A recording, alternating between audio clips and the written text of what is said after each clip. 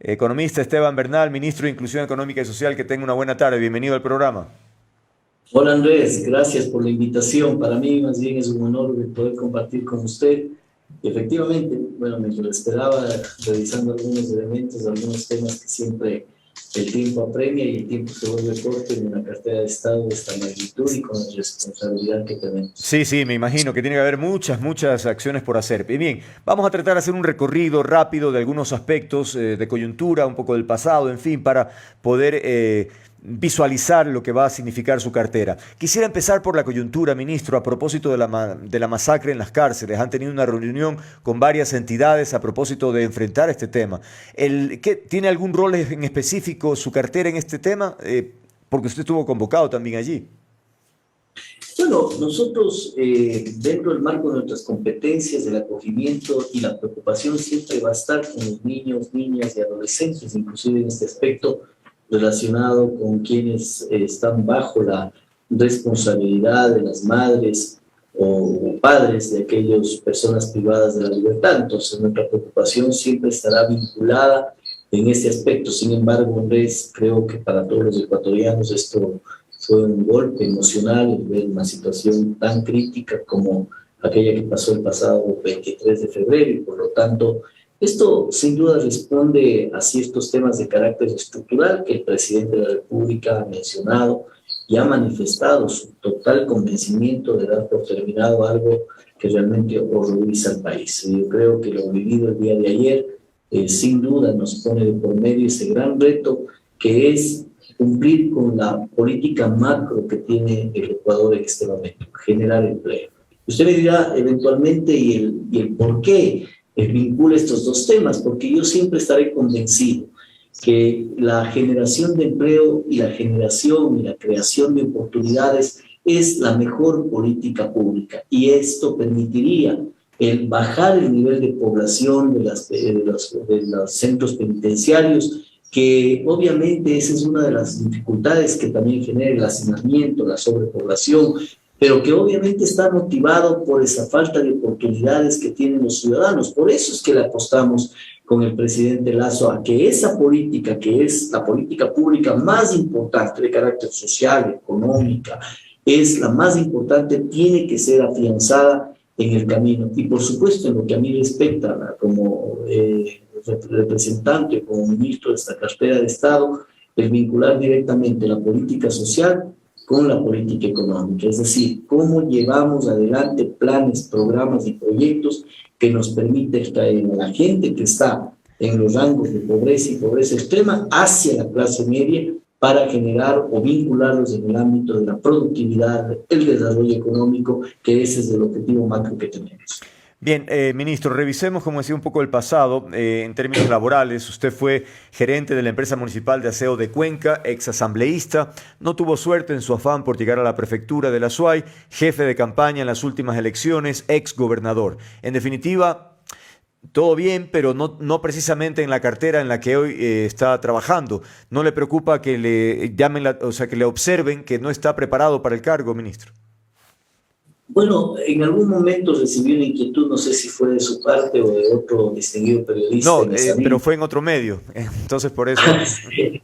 Pero lo importante es responder con la misma convencimiento que lo hice en aquel entonces. Justamente mi recorrido político es el que ha permitido, cuando uno hace una política con niveles de responsabilidad, lo hace vinculados con los sectores sociales más requirientes y necesitados.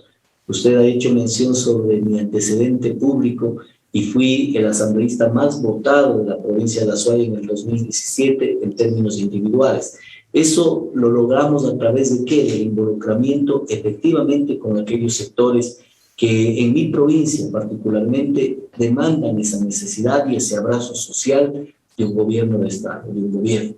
Y por lo tanto mi conocimiento en ese ámbito sí es profundo, más aún si podemos aquello vincularlo con esa línea de convicción ideológica que uno tiene, en el cual la generación de empleo es el fundamento básico. ¿Qué es lo que hemos hecho? Hemos identificado todas las aristas y los nudos críticos que tiene esta cartera de Estado. Una de ellas, en que no hay un plan y no hay una planificación adecuada para determinar capacitación generar créditos de desarrollo humano, generar niveles de emprendimiento, todo vinculado hacia el extraer el número de personas que están en esa línea de pobreza y pobreza extrema hacia un mejor desarrollo económico. Entonces, desde lo conceptual, Andrés, es clarísimo hacia dónde queremos avanzar.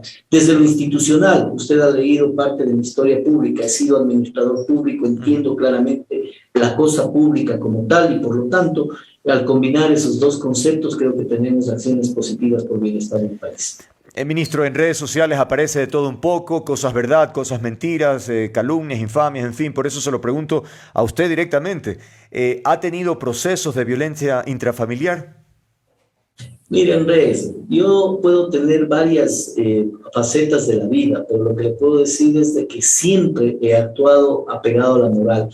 Nosotros puede ser usted acusado de ladrón, ¿no es cierto? Y al final del día entra en un proceso judicial y no lo es.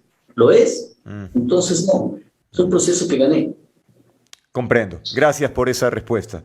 Bien, continuemos. A propósito de su cargo, me pregunto, porque recuerdo la conversación que tuve a pocos días de reunirse de ser designado en esta cartera. Usted decía que se iba a tratar de reunir con Mae Montaño. ¿Finalmente lo hizo, ministro?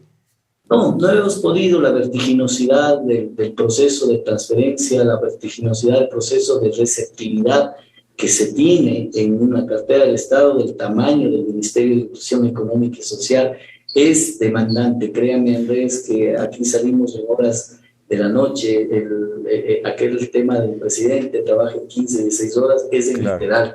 Claro. Y eso obviamente ha limitado que podamos tener acciones contrastadas, pero creo que he trabajado con el equipo, con quien llevó adelante varios procesos, y lo que hemos hecho es validar, quizás redireccionar algunos elementos que están bajo la concepción ideológica que le mencionaba hace un momento, concepción administrativa que le mencionaba hace un momento, pero no más que eso, ¿no? Lo demás está enfocado en un plan de trabajo social que estableció el plan de trabajo del presidente Lasso cuando presentamos su candidatura a la presidencia de la República, y en este contexto, una vez que asumimos este reto de la presidencia, esta cartera de Estado tiene que poner de por medio el accionar en el ámbito social como lo que estamos haciendo. Hemos establecido inclusive varias acciones con macrometas que están establecidas y vinculadas al plan de gobierno del presidente. Comprendo. Hemos establecido ya proyecciones, pero sobre todo, ¿sabe cuál es uno de los fundamentos básicos de mi administración?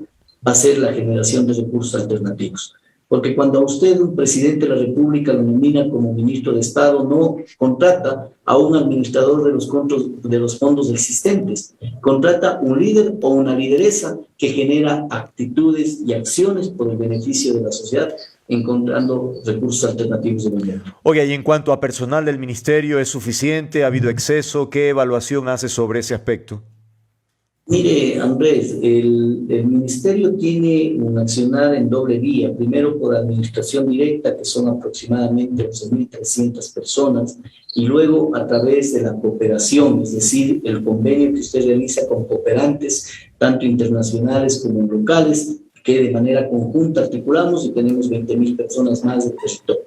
Yo creo que siempre vamos a requerir más accionar. La crisis fiscal que le hago mención, o quizá lo hice en una entrevista previa, por eso tal vez me confundo, pero debo decir que la crisis fiscal del país siempre va a tener de por medio una dificultad a la institucionalidad, sea en el Ministerio de Salud, Ministerio de Educación, Ministerio de Ambiente o en el Ministerio de Inclusión Económica y Social. Las necesidades que tenemos para dar cobertura o la protección social que tiene como programación el Ministerio de Inclusión Económica y Social es amplísima, y por lo tanto requerimos inmediatamente activarnos. Y para ello, más bien por el contrario, requerimos recursos nuevos, frescos, y esa es parte de mi misión.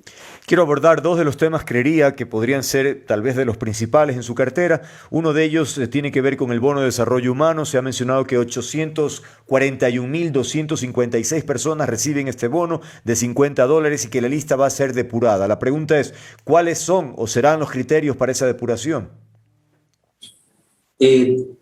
Llegaríamos a tener alrededor de 1.400.000 ecuatorianos que son beneficiarios de los 9 bonos que entrega el Ministerio. 1.400.000. Sí, de esos aproximadamente 900.000 están, porque es un sistema variable. Usted comprende que hay que tener, por ejemplo, un cruce con respecto al Instituto Ecuatoriano de Seguridad Social, Aquel ciudadano que estando en ese rango de pobreza accede a un empleo formal, inmediatamente se extrae de la base de datos por ese cruce informático que tenemos. Aspiramos que podamos tener también un cruce informático en los próximos meses con otras instituciones, con el Servicio de Rentas Internas, con la Registraduría de la Propiedad, etcétera. Sin embargo, en los bonos de desarrollo humano, así como con condición variable, es decir, cuando se incorporan niños o niñas y adolescentes o personas con discapacidad del núcleo familiar, bordean aproximadamente 900.000, como usted lo menciona. Okay. ¿Cuál es nuestro interés? Que exista una actualización. Yo creo que del Carchi al Macará, en cualquiera de los espacios particularmente rurales del país, se comenta, se evalúa, se analiza que puede haber existido un clientelismo previo en el proceso de la adjudicación o la identificación del bono de desarrollo humano. ¿Qué vamos a hacer? Actualizar. ¿Cómo lo vamos a hacer? Con varios mecanismos de Conte-Uno, aquellos en el cual ampliemos la cantidad de instituciones que logren enlazar y cruzar la información con respecto a aquellos que pueden tener o ser dueños de un vehículo, pero no un vehículo cualquiera, un vehículo que tenga la consistencia y característica comercial que no necesariamente le ponga en la condición de ser receptor de un bono de $50. Casas, ¿no? Casas que efectivamente estén fuera de las condiciones aquellas que demanda una persona beneficiaria del bono. Pero también vamos a trabajar, Andrés, con los gobiernos de cercanía. Yo le hago una consulta un poco en el marco de Cetifag de una entrevista. ¿Quién más que la parroquia checa de mi provincia, por ejemplo? ¿Quién más en la parroquia checa de mi provincia conoce de quiénes son los beneficiarios, de quienes realmente necesitan el bono de desarrollo humano? Sino su presidente, sino sus vocales, Claro. sino su teniente político, sino la iglesia que interactúa con la sociedad, sea esta católica, evangélica o cualquier otra. Claro. Es decir, tener una veeduría cruzada que nos permite identificar efectivamente ese listado de personas, ¿no? Y ese listado de personas se pueda de alguna forma entregar al MIES y al registro social como una verificación preliminar. Ojo, no es que ahí se define o no quién es el beneficiario, sino lo que va a hacer este trabajo, este tipo de convenio interinstitucional, es reducir el número de personas a ser identificadas, verificadas, reevaluadas y actualizadas. No lleguemos al 1.400.000 ecuatorianos, porque va a ser un costo enorme para el país en esta crisis fiscal que tenemos. También un tiempo sumamente amplio. Lleguemos a los 140.000, por poner un promedio, que sean los identificados. Ahí viene el registro social y será mediante su metodología quien identifique, valide y ratifique o rectifique que tal o cual persona está siendo beneficiaria por un bono. Pero algo que hay que aclarar y dejo constancia meridiana y sobre todo consistente.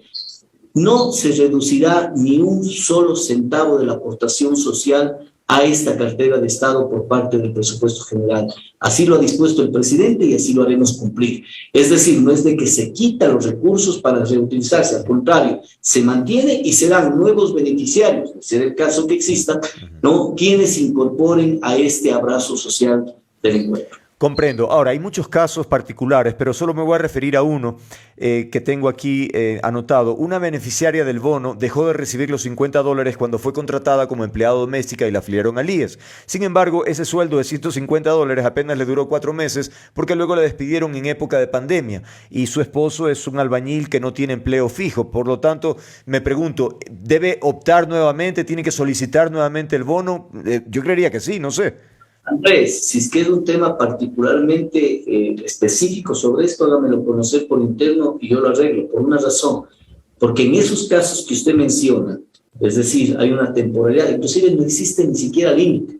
La misma persona que hubiese accedido al cargo o de empleada doméstica o hubiese accedido a un cargo en una industria como básico, efectivamente se le retira del bono. En el momento en que deja de estar en la afiliación al IES, vuelve nuevamente, el sistema informático así lo determina, vuelve nuevamente a ser beneficiario del bono. Si es que en este caso, el ejemplo que usted me pone, por alguna razón no está, debe ser algún tema aislado, pero en lo conceptual, vuelve nuevamente a ser beneficiario del bono.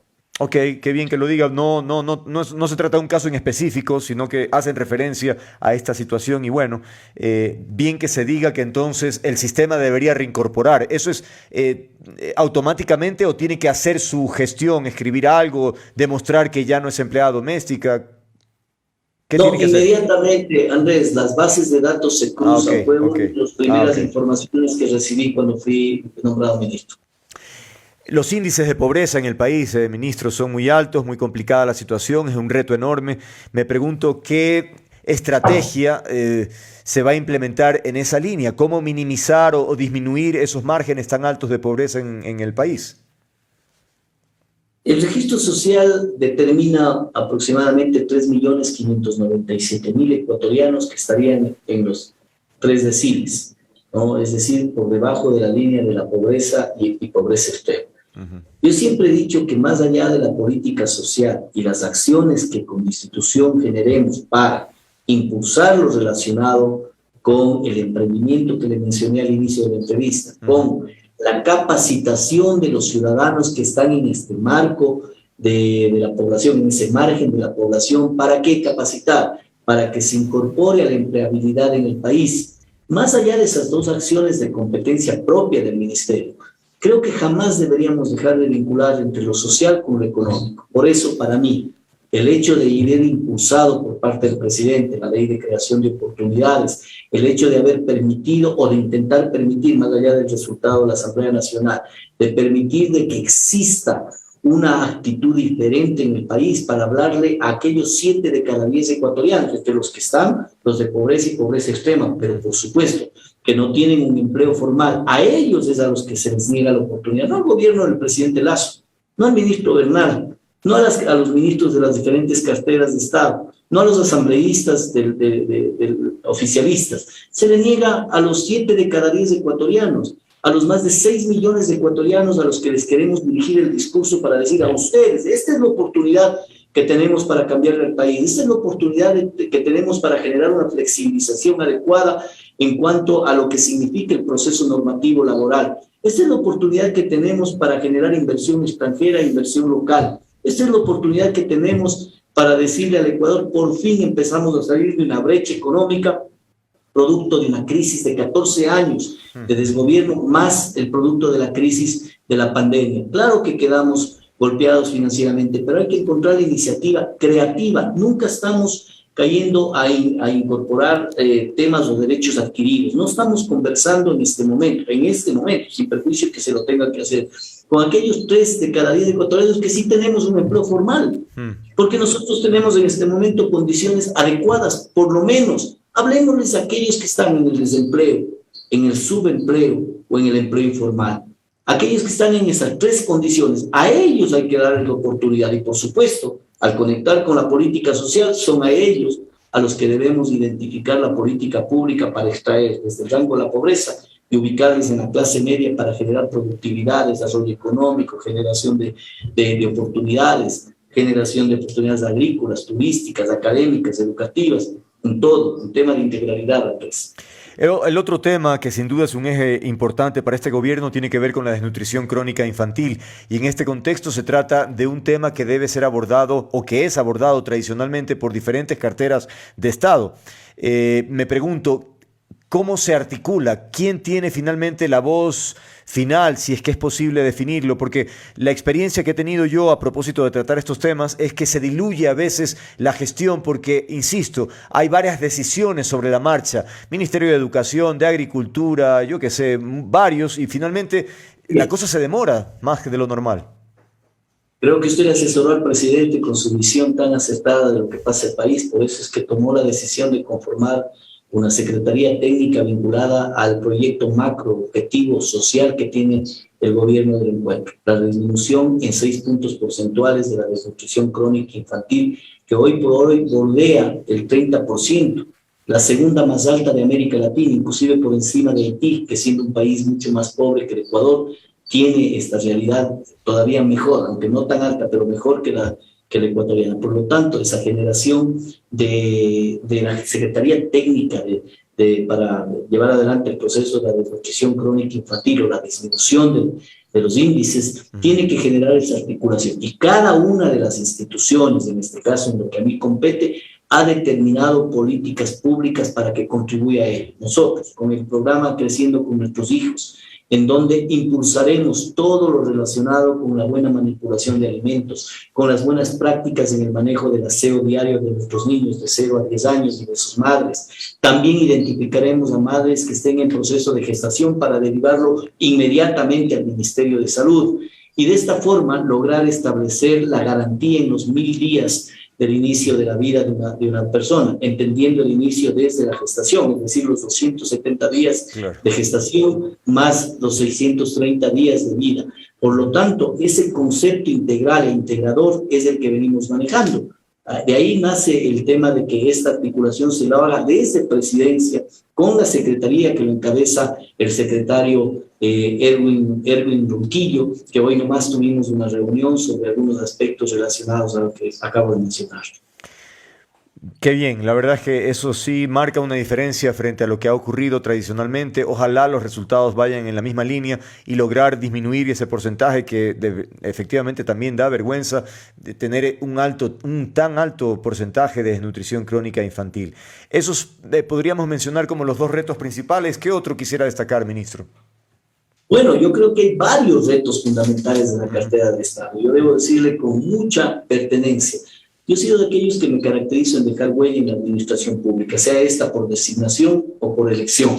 Así es que en esta ocasión tenemos que dejar algo que va a ser estructural. La actualización de la base de datos va a ser importantísima, porque la actualización no solo viene con lo que usted le ha llamado depuración, sino viene de la mano también de la sistematización, de la incorporación tecnológica a este proceso. Un buen amigo, colega suyo, me decía, claro, pero es que usted me dice de la tecnificación del bono con tarjetas y en los lugares en donde no hay. A ver, por el lugar donde no hay, que puede ser minoritario en términos porcentuales, no vamos a parar la automatización, ¿no? Tendremos que segmentar. Hace un momento le conté cómo empieza el proceso de actualización con los sectores rurales, que no es la totalidad, pues, porque hay sectores urbanos que reciben el bono, pero el 80% aproximadamente, 80-85% está en la ruralidad.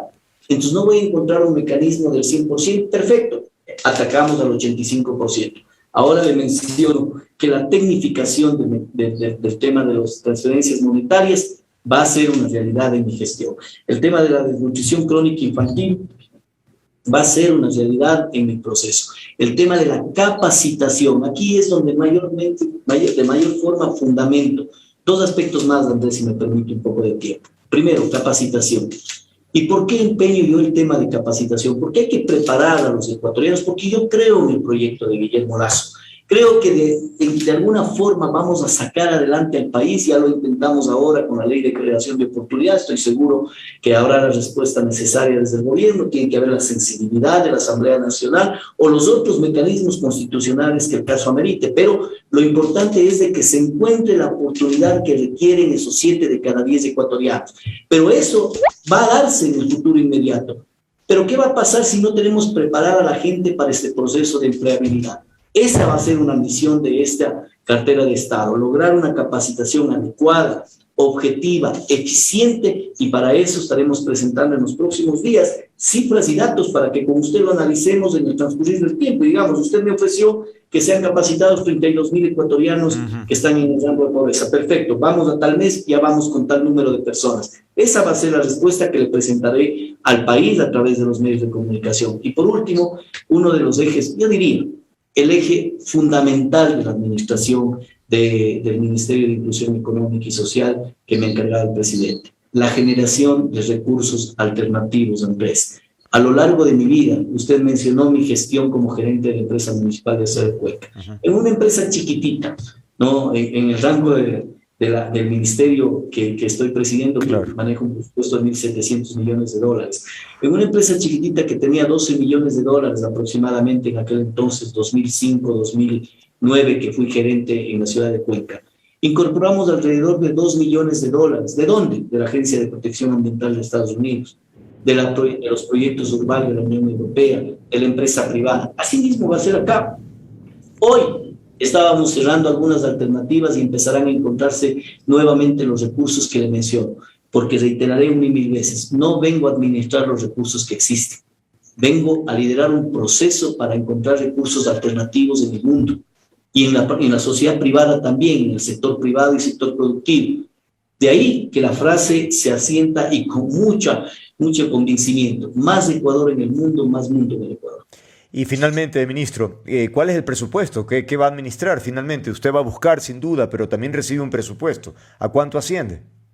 Bueno, 1.670 millones de dólares aproximadamente, la mayor cantidad de esos recursos van hacia las transferencias monetarias que hemos analizado con usted. Claro. Sin embargo, no deja de realizarse los otros proyectos que están vía inversión o gasto corriente. Cuando hablo de inversión es a través de la participación de organismos multilaterales en donde estamos negociando inclusive el avance de varios proyectos de inversión para protección especial, adultos mayores, personas con discapacidad, niños, niñas y adolescentes, el tema de la violencia de género, el tema de la equidad de género, es decir, todos los proyectos que llevamos adelante como cartera de Estado. Así que usted es un periodista muy acucioso, estoy convencido de que esto que le digo lo volveremos a replicar en las próximas entrevistas y me irá tomando la lección. Eso es lo grato de ser funcionario público eficiente, poder responderle con datos y con información como lo que nos hemos dispuesto a hacer. Todo lo que ve aquí es una revisión de todo este trabajo preliminar, documentándonos e informando. Me he demorado inclusive en entregar algo que requería la presidencia en estos días y le decía, claro, te puedo dar indicándote a breves rasgos lo que queremos, pero no, tengo que tener conciencia clara de hacia dónde vamos, no generar expectativas vagas de tal forma que si es que mañana el presidente requiere el contingente de un nuevo ministro o una nueva ministra del MIES, tome las riendas de algo bastante bien estructurado y hacia allá enfoque al país, porque tenemos que generar políticas de Estado, más allá de las políticas de gobierno. Bueno, esto queda grabado, así que sin duda algún rato le daremos seguimiento. Quiero agradecerle a Esteban Bernal, ministro de Inclusión Económica Social, por habernos atendido y haber dado estas explicaciones a propósito de los retos del ministerio al cargo. Sin duda, muy importante en términos sociales, humanos y la recuperación, el salir adelante, el desarrollo para los más necesitados es una tarea indispensable. Nuevamente, muchas gracias y suerte en la cartera, ministro, ¿no? Gracias, Andrés. Gracias a usted por la oportunidad que me da de dirigirme. Siempre entenderé que ustedes son verdaderos intermediarios entre la sociedad civil y el Estado. Sigan cumpliendo ese papel. Eso es lo que procuramos, efectivamente. Gracias y buenas tardes nuevamente. Bien, ahí Abrazo. está el ministro Esteban Bernal, ministro de Inclusión Económica y Social, respondiendo sobre un poco su trabajo previo al llegar al ministerio.